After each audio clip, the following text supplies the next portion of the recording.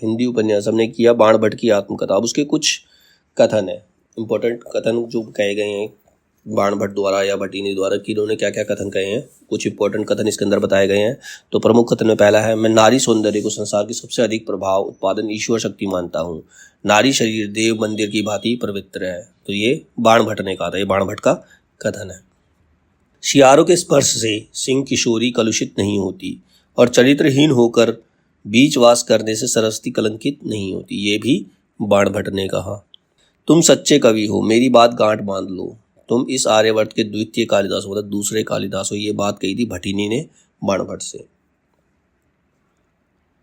तुम्हारे ऊपर मुझे मोह था, उस अभिनय की रात था कि मेरे जीवन जीत होने वाली है, परंतु दूसरे ही क्षण तुमने मेरी आशा को चूर कर दिया। निर्दय मुझे एक क्षण के लिए ऐसा लगा, तुमने बहुत बार बताया था कि तुम नारी देह को देव मंदिर के समान पवित्र मानते हो, पर इस बार भी तुमने समझा होता कि यह मंदिर हाड़ मांस का है, ईंट चूने का नहीं है।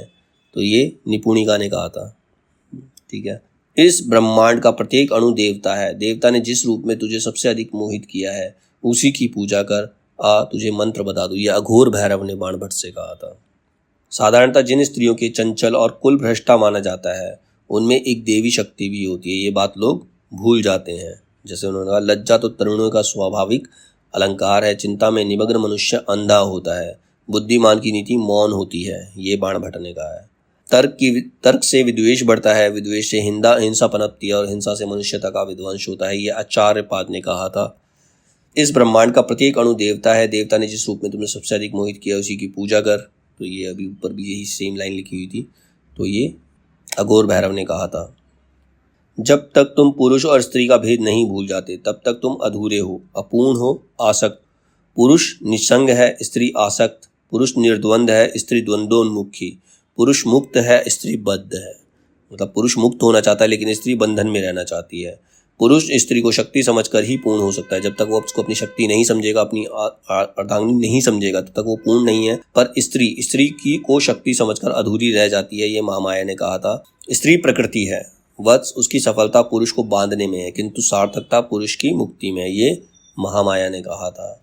डरना किसी से भी नहीं, गुरु से भी नहीं, मंत्र से भी नहीं, लोक से भी नहीं, वेद से भी नहीं। ये अघोर भैरव ने कहा। मानव देह केवल दंड भोगने के लिए नहीं बनी है, आर्य। ये सुचरिता ने कहा था। धर्म की रक्षा अनुनय विनय से नहीं होती, शास्त्र वाक्यों की संगति लगाने से नहीं होती, वह होती है अपने को मिटा देने से। मृत्यु का भय माया है। ये महामाया ने कहा था। स्त्री के दुख इतने गंभीर होते हैं कि उसके शब्द का उसका दशमांश भी नहीं बता सकता। मतलब स्त्री जो अपने दुख का पूरी तरह से वर्णन भी नहीं कर सकती, ऐसा बाण भट्ट ने कहा था। दुख तो केवल मन का विकल्प ही है, मनुष्य तो नीचे से ऊपर केवल परमानंद स्वरूप है। ये योगी ने कहा है।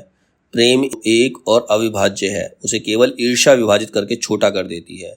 दुनिया केवल प्रस्तर प्रतिमाओं पर जान देती है। तो ये चारुस्मिता ने कहा है। अपने को निशेष भाव से दे देना ही वशीकरण है। तो ये निपुणिका ने कहा।